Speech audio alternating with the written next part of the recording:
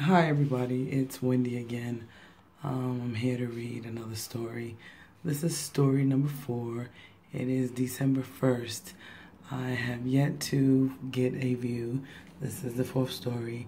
I'm okay with that. I haven't figured out how to, I don't want to say promote, but I guess that's what it is. Promote myself on YouTube. I don't want to tell people because to tell people, it's going to be my friends who've already read my things. So, do they really need me reading stuff to them? I don't think so. Anyway, this is a short story. It's called Home.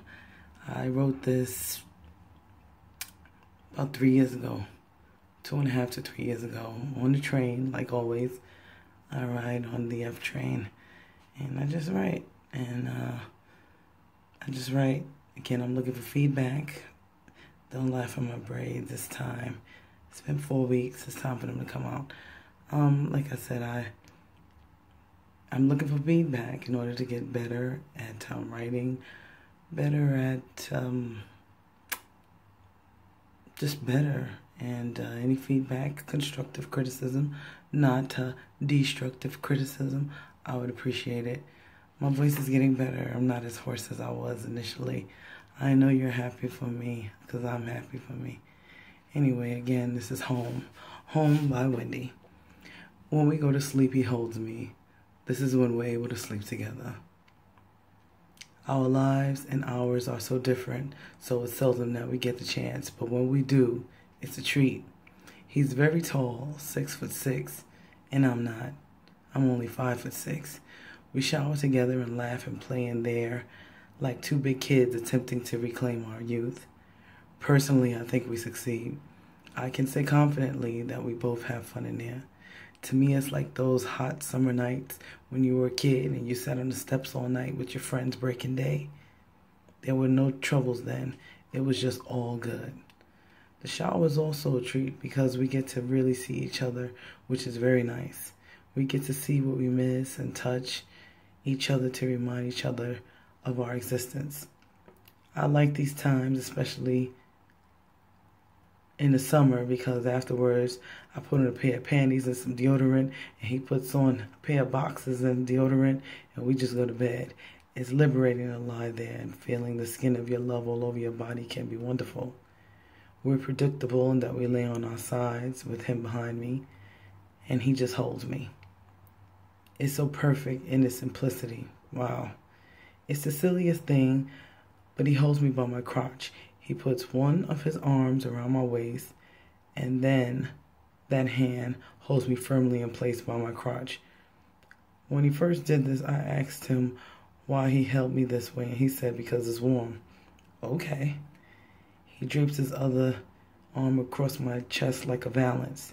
There we lay, often in an almost silence that is only minutely disturbed by our heartbeats, which is a rapid but low and steady din. I find it all so soothing, so relaxing, so special, and most of all so comforting.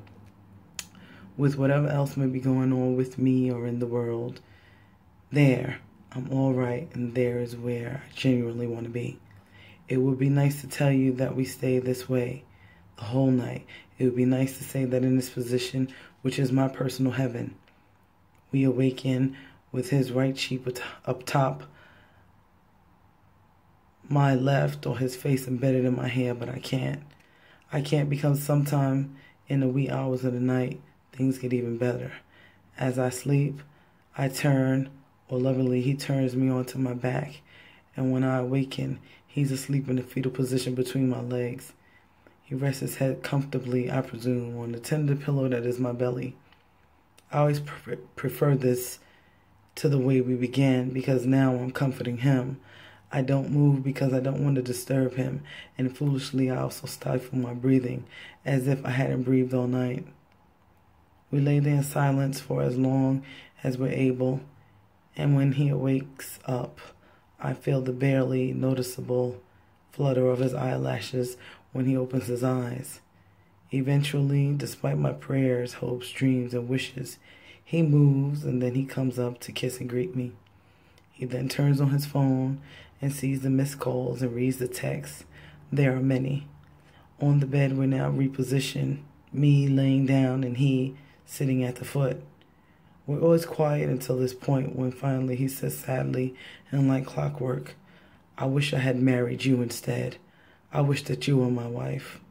Then he gets up and gets dressed and goes home. The end. That's Home by me. Thank you again. Please comment. Tell me what you think. When I shared this, a lot of women were mad because of the content.